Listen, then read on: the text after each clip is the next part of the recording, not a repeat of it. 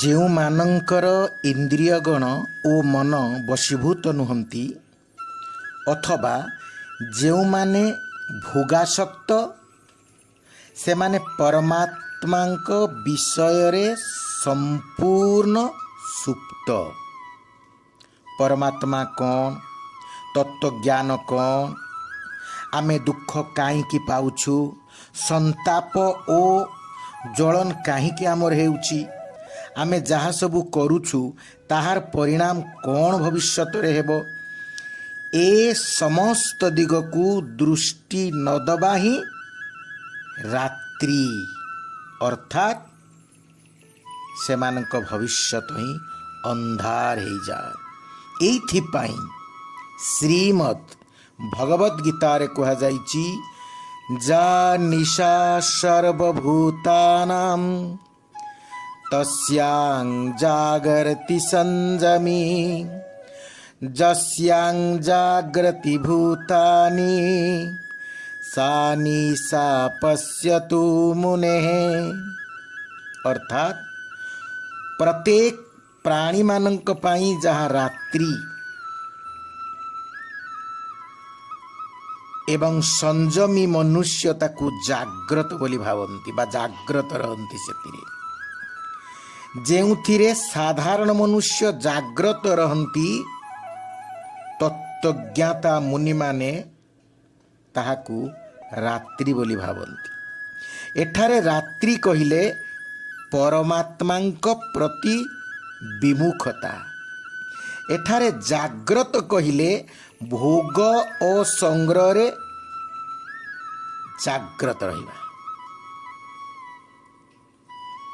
ଯାହାର ତାତ୍ପର୍ଯ୍ୟ ହେଲା ପଶୁ ପକ୍ଷୀ ଦିନ ଯାକ ଚରାବୁଲା କଲା ପରି ଯେଉଁ ମନୁଷ୍ୟ ଦିନ ରାତି କେବଳ ଖାଇବା ପିଇବାରେ ସୁଖ ଆରାମରେ ଭୋଗ ସଂଗ୍ରହରେ ଓ ଧନ ଉପାର୍ଜନରେ ଲାଗିଥାନ୍ତି ସେମାନଙ୍କର ଗଣନା ପଶୁପକ୍ଷୀଙ୍କ ସହିତ ହିଁ କରାଯାଏ। କାରଣ ପରମାତ୍ମ ତତ୍ତ୍ୱରୁ ବିମୁଖ ହୋଇଥିବାରୁ ପଶୁପକ୍ଷୀ ଓ ସେହି ମନୁଷ୍ୟମାନଙ୍କ ମଧ୍ୟରେ କୌଣସି ଅନ୍ତର ନାହିଁ। ଉଭୟ ପରମାତ୍ମାଙ୍କ ବିଷୟରେ ସୁପ୍ତ। ମନୁଷ୍ୟ ଓ ପଶୁପକ୍ଷୀଙ୍କ ମଧ୍ୟରେ ଯଦି କୌଣସି ଅନ୍ତର ଥାଏ ତାହା ହେଉଛି ଏତିକି ଯେ ପଶୁପକ୍ଷୀ ଆଦିଙ୍କଠାରେ ବିବେକ ଶକ୍ତି ଏତେ ଜାଗ୍ରତ ହୋଇ ନଥିବାରୁ ସେମାନେ ଚରାବୁଲାରେ ବ୍ୟସ୍ତ ଥାନ୍ତି ଏବଂ ମନୁଷ୍ୟଠାରେ ଭଗବତ୍ କୃପାରୁ ସେହି ବିବେକ ଶକ୍ତି ଜାଗ୍ରତ ଥିବାରୁ ସେ ନିଜର ଆତ୍ମକଲ୍ୟାଣ କଥା ଚିନ୍ତା କରନ୍ତି।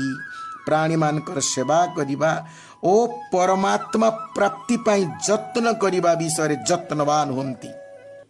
କିନ୍ତୁ ସେହି ବିବେକ ଶକ୍ତିର ଦୁରୁପଯୋଗ କରି ପଦାର୍ଥ ସଂଗ୍ରହ କରିବାରେ ଓ ସେହି ସବୁକୁ ଭୋଗ କରିବାରେ ଯେଉଁମାନେ ଲାଗିଯାଆନ୍ତି ସେମାନେ ପଶୁପକ୍ଷୀ ତୁଲ୍ୟ।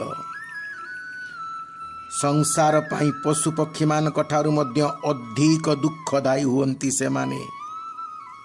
ବିଚରା ପଶୁପକ୍ଷୀଙ୍କର ଯେତିକିରେ ପେଟ ପୁରିଯାଏ ସେମାନେ ସେତିକିରେ ସନ୍ତୁଷ୍ଟ ହୁଅନ୍ତି ଆଉ ସେତିକି ହିଁ ଖାଆନ୍ତି। ସେମାନେ କେବେ କାଲିକା ପାଇଁ ସଂଗ୍ରହ କରନ୍ତି ନାହିଁ। କିନ୍ତୁ ମନୁଷ୍ୟକୁ ଯେଉଁଠି ଯାହା କିଛି ମିଳେ କାମରେ ଆସୁ ବା ନ ଆସୁ ସେ ତାକୁ ସଂଗ୍ରହ କରି ପକାଏ ଏବଂ ଅନ୍ୟମାନଙ୍କ କାମରେ ଆସିବାରେ ବାଧା ଦିଏ। ଏଇଥିପାଇଁ କୁହାଯାଇଛି ମନୁଷ୍ୟମାନଙ୍କ ପାଇଁ ଯାହା ରାତ୍ରି ସାଧାରଣ ମନୁଷ୍ୟ ପରମାତ୍ମାଙ୍କ ଦିଗରୁ ଓ କଲ୍ୟାଣ ଦିଗରୁ ବିମୁଖ ହୋଇଥିବା ବେଳେ ସଂଯମୀ ମନୁଷ୍ୟ ସେଥିରେ ଦିନ ବା ଜାଗ୍ରତ ରୁହେ। ଯିଏ ଇନ୍ଦ୍ରିୟ ଓ ମନକୁ ବଶୀଭୂତ କରିଛି ଭୋଗ ଓ ସଂଗ୍ରହରେ ଆସକ୍ତ ନୁହେଁ। ପରମାତ୍ମା ଯାହାର ଏକମାତ୍ର ଧ୍ୟେୟ ସେ ହେଉଛି ସଂଯମୀ ମନୁଷ୍ୟ। ପରମାତ୍ମା ତତ୍ତ୍ୱକୁ ନିଜ ସ୍ୱରୂପକୁ ଓ ସଂସାରକୁ ଯଥାର୍ଥ ରୂପରେ ଜାଣିବା ହିଁ ତାହାର ରାତ୍ରିରେ ଜାଗ୍ରତ ରହିବା ଅର୍ଥ। ସେଥିପାଇଁ କୁହାଯାଇଛି ଗୀତାରେ ତସ୍ୟାଂ ଜାଗରତି ସଂଯମୀ। ଯେଉଁମାନେ ଭୋଗ ଓ ସଂଗ୍ରହରେ ସାବଧାନ ରହନ୍ତି ପଇସା ପଇସାକର ହିସାବ ରଖନ୍ତି। ଜମି ବାଡ଼ିରେ ଏକ ଏକ ଇଞ୍ଚ କଥା ମଧ୍ୟ ମନେ ରଖନ୍ତି। ନ୍ୟାୟ ପୂର୍ବକ ହେଉ ବା ଅନ୍ୟାୟ ପୂର୍ବକ ହେଉ, ଯେତେ ଅଧିକା ଟଙ୍କା ମିଳେ ସେଥିରେ ସେମାନେ ସେତେ ଅଧିକ ଖୁସି ହୋଇଯାଆନ୍ତି। ଯାହା ହେଉ, ମୁଁ ଏତେ ଧନ ସଂଗ୍ରହ କଲି, ମୋତେ ଏତେ ଲାଭ ମିଳିଗଲା, ଏଇ ପ୍ରକାର କଥା ଚିନ୍ତା କରି ସେମାନେ ଭାରି ଆନନ୍ଦରେ ରହନ୍ତି। ଏହିପରି ସେମାନେ ସାଂସାରିକ ଏଇ କ୍ଷଣଭଙ୍ଗୁର ଭୋଗ ଏକତ୍ରିତ କରିବାରେ ଓ ଆଦର ସତ୍କାର ମାନ ବଢ଼ିବା ଆଦି ପ୍ରାପ୍ତ କରିବାରେ ହିଁ ଜୀବନକୁ ବ୍ୟୟ କରିଦିଅନ୍ତି। ଏସବୁ ବିଷୟରେ ଅତି ସାବଧାନ ରହନ୍ତି ଯେ ପରମ ତତ୍ତ୍ୱ କଥା ଭୁଲି ଯାଆନ୍ତି। ଯେଉଁ ସାଂସାରିକ ପଦାର୍ଥକୁ ଉପଭୋଗ ସଂଗ୍ରହ କରିବାରେ ସାଧାରଣ ମନୁଷ୍ୟ ନିଜକୁ ବଡ଼ ବୁଦ୍ଧିମାନ ଚତୁର ବୋଲି ମନେ କରନ୍ତି ଏବଂ ସେଥିରେ ଖୁସି ହୁଅନ୍ତି, ସଂସାର ଓ ପରମାତ୍ମ ତତ୍ତ୍ୱଜ୍ଞାତା ବା ମନନଶୀଳ ସଂଯମୀ ମନୁଷ୍ୟଙ୍କ ଦୃଷ୍ଟିରେ ତା ରାତ୍ରି ସଦୃଶ, ଅର୍ଥାତ୍ ଘୋର ଅନ୍ଧକାର। ଦେଖନ୍ତୁ, ଗୋଟିଏ ଉଦାହରଣ ମୁଁ ଆପଣମାନଙ୍କୁ ଦେଉଛି। ପିଲାମାନେ ଖେଳିଲା ବେଳେ ଛୋଟ ଛୋଟ ପଥର ଓ ନାଲି ନୀଳ କାଚ ଖଣ୍ଡକୁ ନେଇ ପରସ୍ପର ମଧ୍ୟରେ ଝଗଡ଼ା କରନ୍ତି। ଯଦି ସେଗୁଡ଼ିକ ମିଳିଯାଏ ତେବେ ମୁଁ ବହୁତ ଲାଭ କରିଛି ବୋଲି ଭାବି ଅତ୍ୟନ୍ତ ଖୁସି ହୁଅନ୍ତି, ଆଉ ନ ମିଳିଲେ ମୋର ବହୁତ କ୍ଷତି ହୋଇଗଲା ବୋଲି ଭାବିକି ପିଲାମାନେ ଭାରି ଦୁଃଖ ହୁଅନ୍ତି। କିନ୍ତୁ ବଡ଼ ଲୋକମାନେ, ଯାହା ମନରେ ପଥର ଓ ଭଙ୍ଗା କାଚ ପ୍ରଭୃତିର ମହତ୍ଵ କିଛି ନାହିଁ, ସେପରି ବୁଦ୍ଧିମାନ ବ୍ୟକ୍ତି ଜାଣେ ଯେ ଏହି କାଚ ପଥର ମିଳିଲେ ଲାଭ କ'ଣ ଆଉ ନ ମିଳିଲେ କ୍ଷତି କ'ଣ। ଇଏ ପିଲାମାନଙ୍କୁ କାଚ ପଥର ମିଳିଗଲେ ବି ତାହା କେତେ ଦିନ ତାଙ୍କ ପାଖରେ ବା ରହିବ।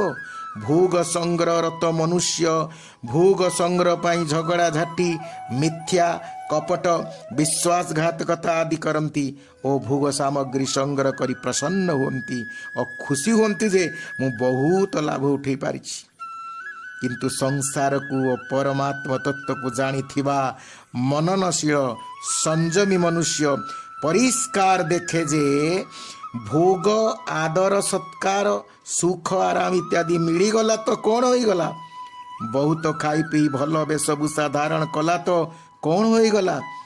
ଏଥିରୁ ମନୁଷ୍ୟକୁ କ'ଣ ଲାଭ ମିଳିଲା? ଏଗୁଡ଼ିକ ମଧ୍ୟରୁ କ'ଣ ବା ତା ସଙ୍ଗରେ ଯିବ? ସେ କେତେ ଦିନ ପର୍ଯ୍ୟନ୍ତ ଏଇ ଭୋଗ ସାମଗ୍ରୀ ଗୁଡ଼ିକୁ ସାଥିରେ ଧରିପାରିବ ବା? ଏଇ ଭୋଗରୁ ଉତ୍ପନ୍ନ ବୃତ୍ତି କେତେ ଦିନ ଯାଏ ରହିବ? ଏଇଭଳି ପ୍ରାଣୀମାନଙ୍କର ଜାଗରଣ ସେହି ସଂଯମୀ ମନୁଷ୍ୟ ଦୃଷ୍ଟିରେ ରାତି ସହିତ ବୋଲି କୁହାଯାଏ। ସେଥିପାଇଁ କୁହାଯାଇଛି ଯସ୍ୟାଂ ଜାଗ୍ରତି ଭୂତାନି ସା ନିଶା ପଶ୍ୟତୁ ମୁନେ। ଯେଉଁ ମନନଶୀଳ ସଂଯମୀ ମନୁଷ୍ୟ ପରମାତ୍ମାକୁ, ନିଜର ସ୍ୱରୂପକୁ, ସଂସାରର ପରିଣାମକୁ ଜାଣେ, ଆଉ ଏହା ମଧ୍ୟ ଭଲ ଭାବେ ଜାଣେ ଯେ କେଉଁ ପଦାର୍ଥ କାହା ହିତରେ ଲାଗିପାରିବ ଓ ଏହାଦ୍ୱାରା ଅନ୍ୟମାନଙ୍କୁ କେତେ ଲାଭ ମିଳିବ, ସେ ପଦାର୍ଥ ଗୁଡ଼ିକୁ ଯଥୋଚିତ ସଦୁପଯୋଗ କରେ ଓ ସେଗୁଡ଼ିକୁ ଅନ୍ୟର ସେବାରେ ବିନିଯୋଗ କରେ। ଯଦି ଆମର ଦୃଷ୍ଟି ଦୋଷ ଥାଏ ତେବେ ଆକାଶକୁ ଚାହିଁଲେ ତାହା ଜାଲଜାଲୁଆ ଦେଖାଯାଏ ଏବଂ ଆଖି ବନ୍ଦ କରିବା ପରେ ମଧ୍ୟ ମୟୂର ପୁଚ୍ଛ ଭଳି ଜାଲ ଦେଖାଯାଏ। କିନ୍ତୁ ସେସବୁ ଦେଖାଗଲେ ମଧ୍ୟ ଆମ ବୁଦ୍ଧିରେ ଦୃଢ଼ ନିଶ୍ଚୟ ରହିଥାଏ ଯେ ଆକାଶରେ ଜାଲ ନାହିଁ। ସେହିପରି ଇନ୍ଦ୍ରିୟ ଅନ୍ତଃକରଣ ଦ୍ୱାରା ସଂସାର ଦେଖାଗଲେ ମଧ୍ୟ ମନନଶୀଳ ସଂଯମୀ ମନୁଷ୍ୟର ବୁଦ୍ଧିରେ ଅଟଳ ନିଶ୍ଚୟ ରହେ ଯେ ପ୍ରକୃତରେ ସଂସାର ନାହିଁ, କେବଳ ଏମିତି ପ୍ରତୀତ ହେଉଛି। ସାଂସାରିକ ମନୁଷ୍ୟ ଦିନ ରାତି ଭୋଗ ଓ ସଂଗ୍ରହରେ ଲିପ୍ତ ରହନ୍ତି, ତାହାକୁ ମହତ୍ଵ ଦିଅନ୍ତି, ସାଂସାରିକ କାର୍ଯ୍ୟରେ ଅତି ସାବଧାନ ଓ ନିପୁଣ ହୁଅନ୍ତି, ନାନା ପ୍ରକାର କଳା କୌଶଳ ଶିକ୍ଷା କରନ୍ତି, ବିବିଧ ଆବିଷ୍କାର କରନ୍ତି, ଲୌକିକ ବସ୍ତୁ ପ୍ରାପ୍ତିରେ ନିଜର ଉନ୍ନତି ମନେ କରନ୍ତି, ସାଂସାରିକ ବସ୍ତୁର ମହିମା ଗାନ କରନ୍ତି, ସର୍ବଦା ଜୀବିତ ରହି ସୁଖ ଭୋଗିବା ଉଦ୍ଦେଶ୍ୟରେ ବଡ଼ ବଡ଼ ତପସ୍ୟା କରନ୍ତି, ଦେବଗଣଙ୍କର ଉପାସନା କରନ୍ତି, ମନ୍ତ୍ର ଜପ କରନ୍ତି, ଅନେକ ସାଧନ ଭଜନ କରନ୍ତି, ମାତ୍ର ସେଥିରେ ବାସ୍ତବ ଜୀବନର ପୂର୍ଣ୍ଣତା ଆସେ ନାହିଁ କିମ୍ବା ବାସ୍ତବ ନିତ୍ୟାନନ୍ଦ ପାଇପାରନ୍ତି ନାହିଁ। ମାତ୍ର ଜୀବନ ମୁକ୍ତ ତତ୍ତ୍ୱଜ୍ଞ ମହାପୁରୁଷ ଓ ପ୍ରକୃତ ସାଧକଙ୍କ ଦୃଷ୍ଟିରେ ତାହା ସମ୍ପୂର୍ଣ୍ଣ ଅନ୍ଧକାରମୟ ଅର୍ଥାତ୍ ରାତ୍ରି ସ୍ୱରୂପ। ତାହାର ସାମାନ୍ୟ ବି ମହତ୍ଵ ନଥାଏ ତାଙ୍କ ପାଖରେ। ଏସବୁର ତାଙ୍କ ଦୃଷ୍ଟିରେ ଗୋଟିଏ ଜ୍ଞାନ ସଦା ସର୍ବଦା ପ୍ରତିଭାତ ହେଉଥାଏ, ତାହା ହେଲା ବ୍ରହ୍ମଲୋକ ପର୍ଯ୍ୟନ୍ତ ସମଗ୍ର ସଂସାର କ୍ଷଣସ୍ଥାୟୀ। ଯାହା ଗୀତାରେ କୁହାଯାଇଛି, ନାଶତୁ ବିଦ୍ୟତେ ଭାବଃ, ଅସତ୍ ପଦାର୍ଥର କେବେ ଅସ୍ତିତ୍ୱ ନଥାଏ। ପୁନଃ କୁହାଯାଇଛି, ଆ ବ୍ରହ୍ମ ଭୁବନା ଲୋକାଃ ପୁନରାବର୍ତ୍ତିନୋର୍ଜୁନ। ସଂସାରୀ ଲୋକେ ସଂସାରରେ ଲିପ୍ତ ରହନ୍ତି ଏବଂ ଏହା ହିଁ ସବୁ କିଛି ବୋଲି ମନେ କରନ୍ତି, କିନ୍ତୁ ଜ୍ଞାନୀ ଜାଣେ ବ୍ରହ୍ମଲୋକ ପର୍ଯ୍ୟନ୍ତ ଗଲେ ମଧ୍ୟ ଏହି ବ୍ରହ୍ମଲୋକର ସୁଖ ଭୋଗ କରିଲା ପରେ, ପ୍ରାରବ୍ଧ ସରିଗଲା ପରେ, ତପଶକ୍ତି ପୁଣ୍ୟ ବଳ ସରିଗଲା ପରେ ପୁନରାବର୍ତ୍ତିନୋ ଅର୍ଜୁନ, ପୁନର୍ମୂଷିକ ଭବ, ପୁଣି ସଂସାରରେ ଜନ୍ମ ହେବା ପାଇଁ ପଡ଼େ। ସେଥିପାଇଁ ଗୀତାରେ କୁହାଯାଇଛି, ନାନ୍ୟଦସ୍ତିତିବାଦିନ।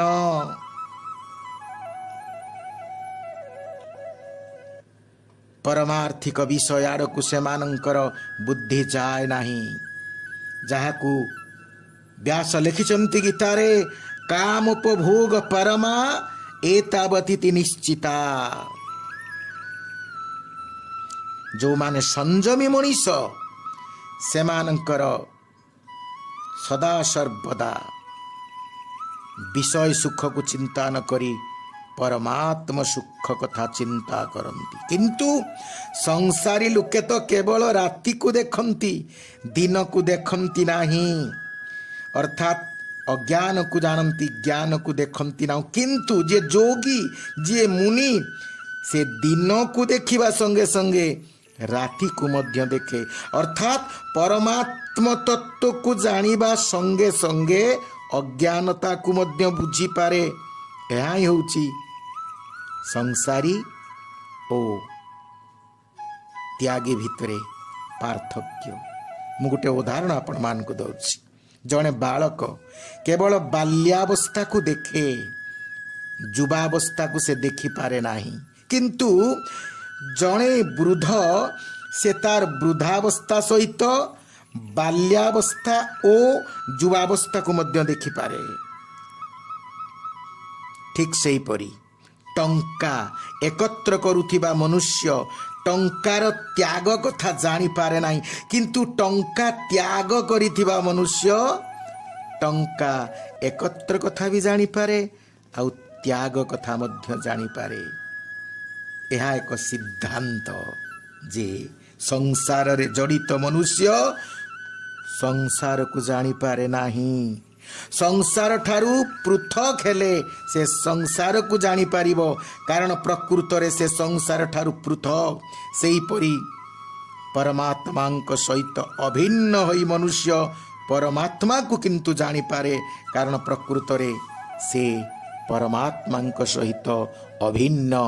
ଆମେ ପରମାତ୍ମାଙ୍କର ଅଂଶ, ପରମାତ୍ମାଙ୍କର ସନାତନ ଅଂଶ।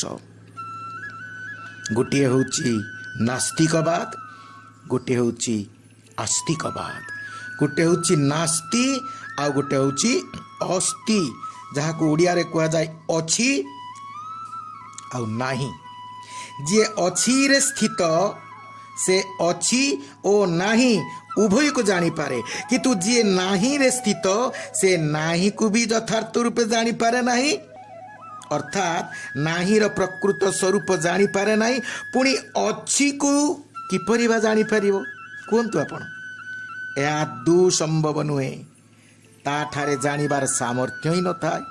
ଅଛିକୁ ଜାଣୁଥିବା ମନୁଷ୍ୟର ନାହିଁକୁ ମାନୁଥିବା ମନୁଷ୍ୟ ସହିତ କେବେ ହେଲେ ବିରୋଧତା ନଥାଏ, କିନ୍ତୁ ନାହିଁକୁ ମାନୁଥିବା ମନୁଷ୍ୟର ଅଛିକୁ ଜାଣୁଥିବା ମନୁଷ୍ୟ ସହିତ ବିରୋଧତା ଥାଏ। ଆପଣ ଚିନ୍ତା କରନ୍ତୁ, ଆସ୍ତିକ ମାନେ, ଈଶ୍ୱର ବିଶ୍ୱାସୀ ମାନେ ନାସ୍ତିକକୁ କେବେ ହେଲେ विरोध करती नहीं, किंतु नास्तिक माने आस्तिक को घोर विरोध करती। ये होची आस्तिक नास्तिक भितरे, संयमी आ भोगी भितरे यही होची पार्थक्य। सेथिपाई तो भगवान गीतारे कहिचंती, जा निशा सर्वभूतानां तस्यां जागरति संयमी, जस्यां जागृति भूतानि सा निशा पश्यतु मुनेः। वास्तव रे संयमी भगवान का कथा को, साधन को, संयम को, आत्मकल्याण को दिन बोली जाने, आउ ए संसार भोग को रात्रि बोली जाने। किंतु संसार रे लिप्त पुरुष ताहार विपरीत जाने। तेणु हे विद्वान मंडली, आपण माने टिके मो कथा विचार करी ये संसार भोग लालसा पाखरु दूरे की टिके त्याग जीवन यापन करी परमात्म तत्व को लाभ करिवार चेष्टा करंतु, आ जीवन रे भगवत प्राप्ति करंतु।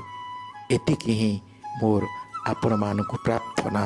हरि ओम तत्सत, हरि ओम तत्सत, हरि ओम तत्सत। स्वामीजी को एभली वीडियो को देखिया पई एई चैनल को सब्सक्राइब, शेयर आउ लाइक करंतु।